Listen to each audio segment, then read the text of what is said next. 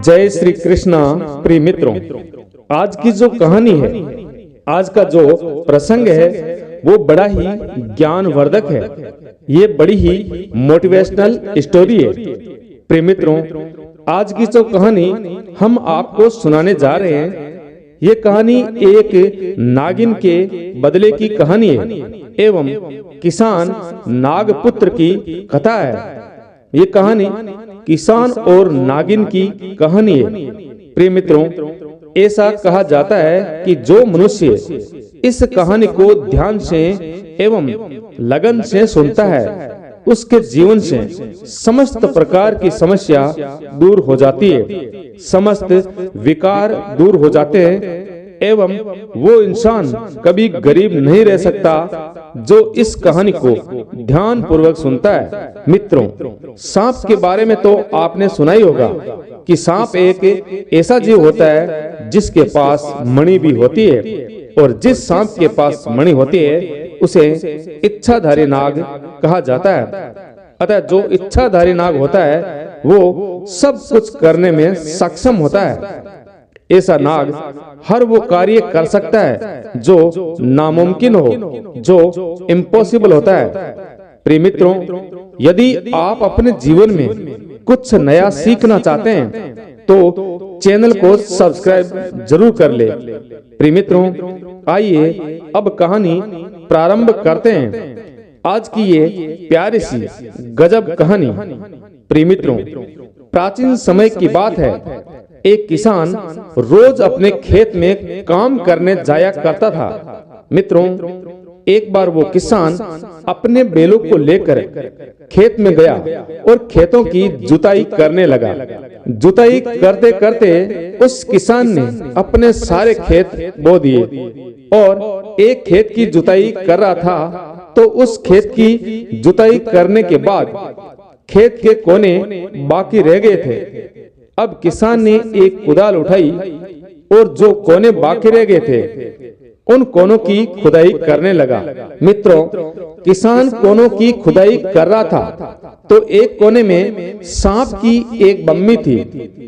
किसान ने सांप की बम्मी की जगह भी खुदाई शुरू कर दी। मित्रों, किसान ने जैसे ही बम्मी पर कुदाल चलाई तो किसान देखकर हक्का बक्का रह गया। किसान के पैरों से जमीन खिसक गई और किसान अपना सर पकड़कर बैठ गया। मित्रों, उस सांप की बम्मी में एक बड़ा सांप था। किसान की कुदाल से सांप के दो टुकड़े हो गए। अब किसान सोचने लगा कि आज तो मेरे हाथों से एक नागिन की हत्या हो गई है, एक नाग की हत्या हो गई है। आज तो मेरे हाथों एक बहुत बड़ा अनर्थ हो गया है, एक बहुत बड़ा पाप हो गया है। मित्रों, किसान बड़ा चिंतित हो गया और थोड़ी देर बाद किसान सांप की अर्थात उस सांप की बम्मी के पास जाता है और देखता है तो उसमें एक छोटा सा सांप का बच्चा भी था। और किसान ने जब बच्चे को देखा तो बहुत उदास हुआ और सोचने लगा ये बच्चा भी शायद इस नागिन का ही होगा। आज तो मेरे हाथों बहुत बड़ा पाप हो गया है। मैंने अनजाने में ही सही लेकिन एक बच्चे से उसकी माँ छीन ली है। मुझसे बहुत बड़ा पाप हो गया। अब इस बच्चे का क्या होगा? इसका पालन पोषण कौन करेगा? प्रिय मित्रों, किसान उस सांप के बच्चों को देखकर बहुत परेशान हुआ और किसान ने एक प्रतिज्ञा ली कि आज के बाद इस सांप के बच्चे का पालन पोषण मैं करूंगा, इसे मेरे पुत्र के समान रखूंगा, इसका बहुत ख्याल रखूंगा, इसे खाने पीने की वो सब चीज दूंगा जो मैं अपने बेटे के लिए देता हूँ। मित्रों, ऐसा सोचकर वो किसान उस नागिन के बच्चे को निकालता है और अपने घर ले आता है। प्रिय मित्रों, घर में लाने के बाद किसान अपनी पत्नी से कहता है कि हे भाग्यवान, आज मैंने एक बहुत बड़ा अपराध कर दिया है, और परेशान होकर बैठ गया। मित्रों, किसान की पत्नी ने किसान से पूछा, क्या बात है स्वामी, आप इतने चिंतित क्यों हो? कौन सा अपराध हुआ आपसे? मित्रों, किसान अपनी पत्नी को सारी बात बताता है और कहने लगा, आज के बाद इसका पालन पोषण अपने बच्चे की तरह करेंगे, क्योंकि मैंने इसकी मां की हत्या कर दी है। अतः प्रायश्चित के तौर पर इसकी देखभाल आज से हम करेंगे। प्रिय मित्रों, किसान के एक छोटा सा लड़का भी था, एक छोटा प्यारा सा बच्चा भी था, और किसान की पत्नी भी अब किसान की बात को मान लेती है। किसान की पत्नी भी बहुत भोले मन की थी, बहुत अच्छी थी एवं धार्मिक प्रवृत्ति की थी। पत्नी कहती है, ठीक है स्वामी, एक तो ये हमारा पुत्र है, दूसरा ये सांप का पुत्र है, जो आज से हमारा ही पुत्र है। अतः इस सांप के पुत्र को भी हम अपने पुत्र की भांति प्रेम करेंगे। प्रिय मित्रों, जिस वक्त किसान सांप की बम्मी के पास खुदाई कर रहा था, उस दिन बम्मी में सांप था और सांप का बच्चा था, लेकिन नागिन नहीं थी। किसान सांप के बच्चे को घर लेकर आता है तो पीछे से नागिन अपनी बम्मी पर आती है, तो नागिन देखती है कि उसका पति सांप 2 टुकड़ों में बटा हुआ है और मरा हुआ पड़ा है। प्रिय मित्रों, अपने पति को मरा हुआ देखकर नागिन बहुत रोती है, विलाप करती है, चिल्लाती है, लेकिन अब क्या हो सकता है? मित्रों, अब वो नागिन उस बम्मी में प्रवेश करती है और अपने बच्चे की तलाश करती है, लेकिन प्रिय मित्रों, नागिन को वो बच्चा भी नहीं मिलता है। प्रिय मित्रों, अब वो नागिन और अधिक दुखी होती है और बहुत ज्यादा विलाप करती है, क्योंकि नागिन का पूरा परिवार ही बिछड़ गया था, पूरा परिवार बर्बाद हो गया था।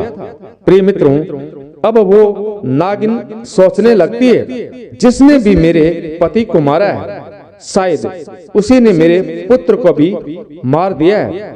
मित्रों, नागिन जोर जोर से चिल्लाती है, लेकिन ना तो उसका पति जीवित होता है और ना ही उसका पुत्र दिखाई देता है।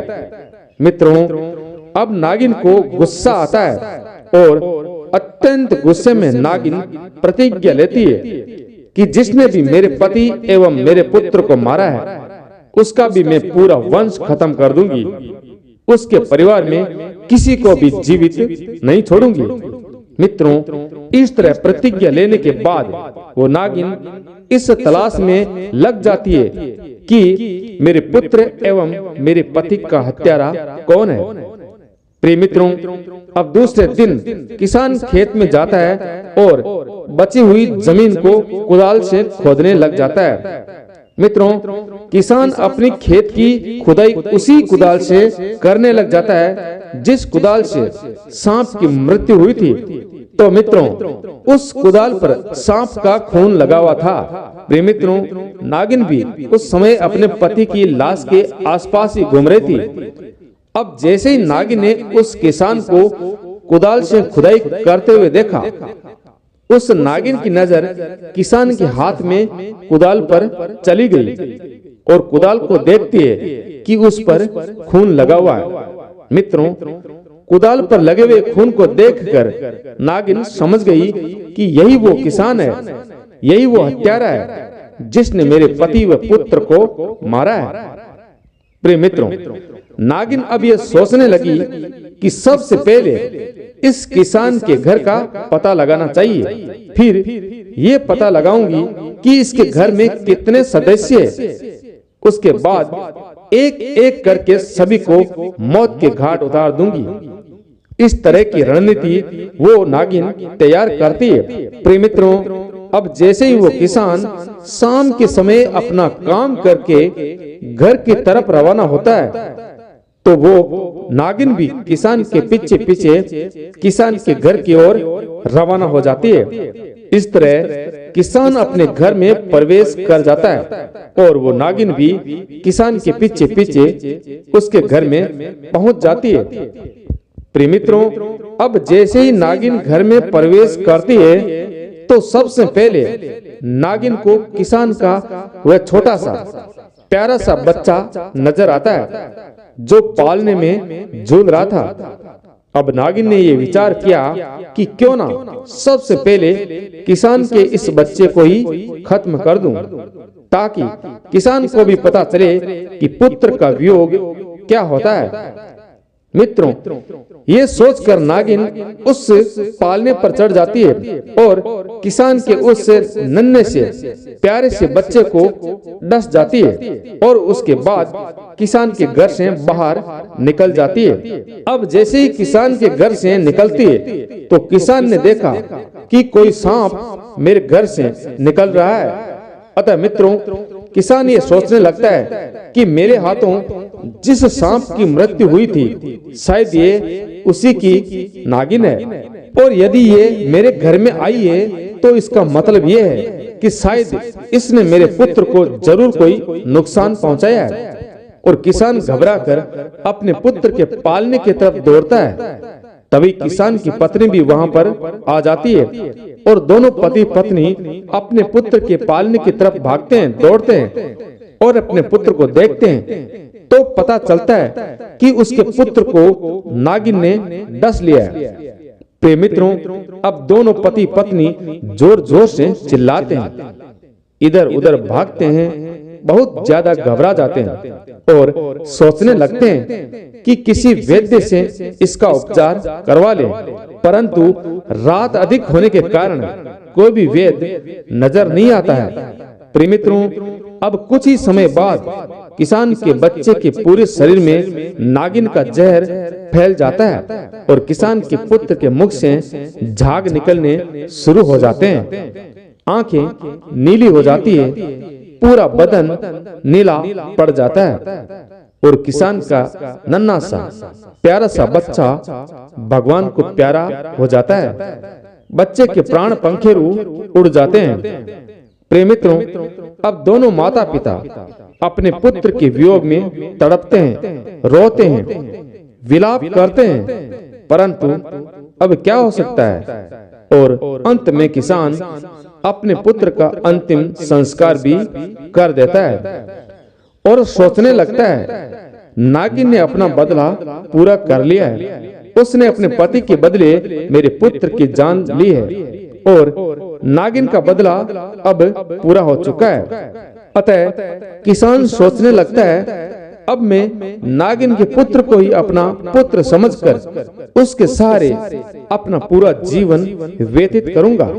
और मित्रों, अब वो किसान और किसान की पत्नी उस नागिन के बच्चे से बहुत ज्यादा प्रेम करने लग जाते हैं, उसकी हर छोटी छोटी जरूरत का ख्याल रखते हैं। मित्रों, थोड़ा समय व्यतीत होने के बाद कुछ दिनों के बाद नागिन फिर से किसान के घर पर आती है। मित्रों, जैसे ही नागिन किसान के घर में प्रवेश करती है तो देखती है कि किसान और किसान की पत्नी एक छोटे से सांप के बच्चे को दूध पिला रहे हैं और अपने पुत्र की भांति बड़े प्यार से नागिन के बच्चे को दूध पिला रहे हैं। प्रिय मित्रों, ये नजारा देख नागिन अपने पुत्र को पहचान जाती है और मन ही मन सोचने लगती है कि ये तो मेरा ही पुत्र है। प्रिय मित्रों, नागिन किसान और किसान की पत्नी को देखकर बड़ी आश्चर्यचकित हो जाती है कि दोनों पति पत्नी बड़े प्यार से मेरे पुत्र को अपने पुत्र की भांति बड़े लाड़ प्यार से दूध पिला रहे हैं। और नागिन को यह देखकर बड़ा दुख होता है और सोचने लगती है कि मैं तो इस घर में बदले की भावना से आई थी और मैं यही सोच रही थी कि इस किसान के घर में एक एक करके सबको मार डालूंगी, एक को भी जीवित नहीं छोड़ूंगी। परंतु किसान और किसान की पत्नी बड़े दयालु हैं, बड़े ही धार्मिक प्रवृत्ति के, जो मेरे पुत्र को अपने पुत्र की भांति प्रेम कर रहे हैं। और नागिन इस नजारे को देखकर रोने लगती है। नागिन की आंखों से आंसुओं की धारा बहने लगती है और अपनी गलती पर पश्चाताप करती है। प्रिय मित्रों, अब नागिन किसान के घर से वापस लौट जाती है एवं अपने पति के मृत शरीर के पास जाकर कहती है कि हे स्वामी, मुझसे बहुत बड़ा अनर्थ हो गया है। शायद हो सकता है कि किसान से अनजाने में आपकी मृत्यु हुई हो, परंतु मैंने जानबूझकर किसान के बच्चे को मौत के घाट उतार दिया। और किसान एवं किसान की पत्नी दोनों बड़े ही धार्मिक प्रवृत्ति के, जो हमारे पुत्र को अपने पुत्र की भांति प्रेम करते हैं। प्रिय मित्रों, अब नागिन दूसरे दिन फिर से किसान के घर जाती है, परंतु अब की बार ये सोचकर जाती है कि किसान और उसकी पत्नी वास्तव में मेरे पुत्र से सच्चा प्रेम करते हैं या फिर फालतू का ढोंग, फालतू का दिखावा करते हैं। मित्रों, अब नागिन किसान के घर में प्रवेश करती है तो किसान और उसकी पत्नी नागिन के बच्चे से प्यार करते हुए कहते हैं कि अब हमारे तो कोई बच्चा नहीं है, एक ही पुत्र था जो मर गया है, अब तुम ही हमारे पुत्र हो और अब तुम्हारे सारे ही हम अपना पूरा जीवन व्यतीत करेंगे। ये सोचकर नागिन को विश्वास हो जाता है कि ये दोनों पति पत्नी मेरे पुत्र से बेहद मोहब्बत करते हैं। प्रिय मित्रों, अब नागिन ये सोचने लगती है कि मैंने इनके पुत्र की हत्या की है और नागिन रोते हुए दौड़ी दौड़ी भगवान शिव जी के मंदिर में पहुंच जाती है और भगवान भोलेनाथ की परिक्रमा करती है। प्रिय मित्रों, ऐसा कहा जाता है कि नाग और नागिन भगवान शिव के परम भक्त होते हैं और यदि कोई नाग और नागिन सच्चे मन से भगवान भोलेनाथ से कोई वर मांगते हैं तो महादेव देवों के देव अपने भक्तों की इच्छा को पूर्ण करते हैं। प्रिय मित्रों, अब वो नागिन भगवान भोलेनाथ की पूजा अर्चना शुरू कर देती है और भगवान भोलेनाथ से एक ही चीज मांगती है कि हे प्रभु, मेरे द्वारा अनजाने में किसान की पुत्र की हत्या हो गई है, अतः मैं चाहती हूँ कि किसी भी तरह, चाहे कुछ भी हो जाए, उस किसान को एक पुत्र की प्राप्ति हो। प्रिय मित्रों, भगवान भोलेनाथ नागिन की प्रार्थना सुन लेते हैं और कुछ ही दिनों पश्चात एक पंडित एवं पंडिताइन अपने हाथ में एक नन्हा सा प्यारा सा बच्चा लिए किसान के घर की ओर दौड़ते हुए हाँफते हुए आते हैं और किसान से कहने लगते हैं कि हे भाई, हमारे पीछे कुछ बदमाश पड़े हैं और वो हमारे इस नन्हे से पुत्र को मारना चाहते हैं, लेकिन हम चाहते हैं कि किसी भी तरह हमारे बच्चे के प्राण बच जाए। मित्रों, ऐसा कहकर पंडित और पंडिताइन अपने पुत्र को किसान की गोद में थमाकर वहां से भाग जाते हैं। प्रिय मित्रों, किसान और किसान की पत्नी छोटे से बच्चे को लेकर घर में चले आते हैं और दूसरे दिन जब किसान अपने खेत में जाता है तो देखता है कि दोनों पंडित व पंडिताइन मरे हुए पड़े थे। ये देखकर किसान बड़ा दुखी हो जाता है और पंडित एवं पंडिताइन का दाह संस्कार करता है। उसके बाद किसान एवं किसान की पत्नी उनके बच्चे को अपना पुत्र समझकर पालन पोषण करने लग जाते हैं। प्रिय मित्रों, अब एक दिन नागिन फिर से किसान के घर आती है तो देखती है कि किसान पंडित के पुत्र एवं नागिन दोनों के पुत्र को भोजन खिला रहा था। प्रिय मित्रों, ये नजारा देखकर नागिन बहुत प्रसन्न होती है और वहां से लौट जाती है और नागिन के मन में एक ख्याल आता है और सोचने लगती है, अब मेरे जीने की कोई इच्छा नहीं है। उस नागिन के पास एक नागमणि होती है। वो नागमणि की शक्ति से उस नागिन ने एक औरत का रूप धारण किया और किसान के घर में फिर से आती है और किसान से कहती है, हे किसान, मैं तुम्हें एक चीज देने आई हूँ, अतः इसको हमेशा संभाल कर रखना, कभी भी किसी को मत देना, चाहे कुछ भी हो जाए, किसी को इसके बारे में बताना भी नहीं। और नागमणि किसान को दे देती है और जैसी नागिन किसान को अपनी नागमणि देती है, वैसे नागिन अपने वास्तविक रूप में आ जाती है और अपने पुत्र को सहलाने लगती है। किसान समझ जाता है कि ये वही नागिन है। नागिन किसान से कहती है, मैं तो जा रही हूँ, लेकिन मेरे पुत्र का हमेशा ख्याल रखना। लेकिन इतना विश्वास भी नहीं करना, क्योंकि हमारी जाति दुष्ट जाति में आती है। अतः अब मेरा पुत्र बड़ा हो चुका है, ये स्वयं की रक्षा कर सकता है। यदि कभी मेरा पुत्र किसी को डस ले तो तुम्हारे पास ये नागमणि है, तो नागमणि को उस स्थान पर रख देना जहां नाग ने डसा है, तुरंत जहर खत्म हो जाएगा। प्रिय मित्रों, इतना कहकर नागिन अपने पति के मृत शरीर के पास जाकर अपने प्राण त्याग देती है और किसान और उसकी पत्नी उन दोनों नाग और नागिन का दाह संस्कार कर देते हैं। प्रिय मित्रों, इस तरह से किसान का परिवार संपूर्ण हुआ और किसान और उसकी पत्नी नागिन के बच्चे एवं पंडित दोनों के बच्चों की परवरिश करने लगे। प्रिय मित्रों, अब नागिन का बच्चा भी भगवान भोलेनाथ की पूजा अर्चना करने लगा और भगवान भोलेनाथ की शक्ति से एक इच्छाधारी नाग बन गया और कभी कभी अपने माता पिता यानी किसान के घर मिलने आता था और किसान के घर में किसी भी प्रकार की धन की कमी नहीं थी और वो मालामाल हो गया। प्रिय मित्रों, ये कहानी आपको कैसे लगी? अगर अच्छी लगे तो सबके साथ शेयर जरूर करें। जय श्री कृष्णा, राधे राधे।